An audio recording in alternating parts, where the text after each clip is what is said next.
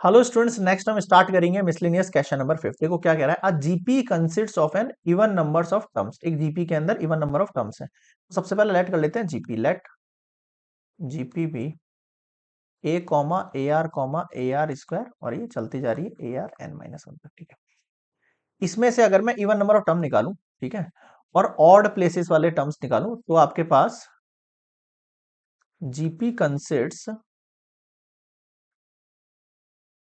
N even number of terms. Terms है ना, तो T2 T4 T की पावर 2n ऐसे निकलेंगे। और यही मैं आपसे पूछूं, GP consists an odd number of terms. Odd number of terms क्या हो जाएंगे? T1 T3। अबे चल जा।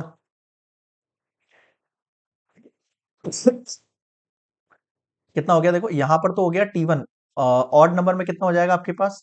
T1 T3 T2n minus one. ठीक है, यहां तक समझ में आ गया होगा मेरे ख्याल में। ठीक है, अब ये बोल रहा है if the sum of all terms, if the sum of all terms का मतलब क्या हुआ? T1 plus T2 plus T3,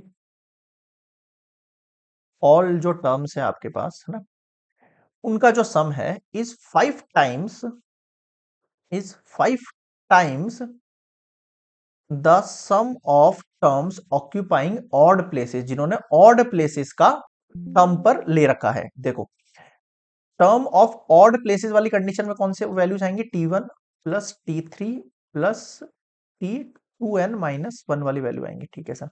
अब जो आपके पास नंबर ऑफ वैल्यूज है, इधर देखो नंबर ऑफ वैल्यूज कितनी है आपके पास? 2n है, तो यहां पर n की जगह कितना हो जाना चाहिए? 2n हो जाना चाहिए।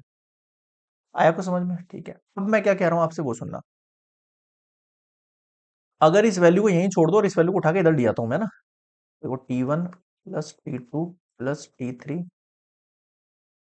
2n minus 5 T1 plus T3 plus T, क्या होगा? अभी तो गौर करो। T1 में से 5 T1 चला गया, T1 में से 5 T1 चला गया, तो कितने बचे? 4 T1 बचे। 4 T1 बचे, लेकिन T2 तो नहीं जाएगा ना कहीं पे, नहीं जाएगा, तो T2 को यहीं रहने दो। T3 में से 5 T3 चला गया, तो कितने बचे? -4 T3 बचे, लेकिन T4 तो कहीं नहीं जाएगा। बिल्कुल सर, तो उसी प्रकार मतलब यहां पर जो इवन नंबर के प्लेसेस है ना, वो माइनस नहीं होंगे।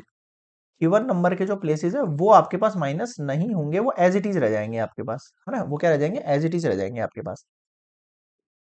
और यहाँ पे जो -4 T1 माइनस वो सॉरी -4 T1 -4 T1 आया ना, उसको मैं उठा के वापस उधर भेज रहा हूँ, वापस उधर भेज रहा हूँ, तो ये वापस इसी तरह से रह जाएंगे यहाँ पर।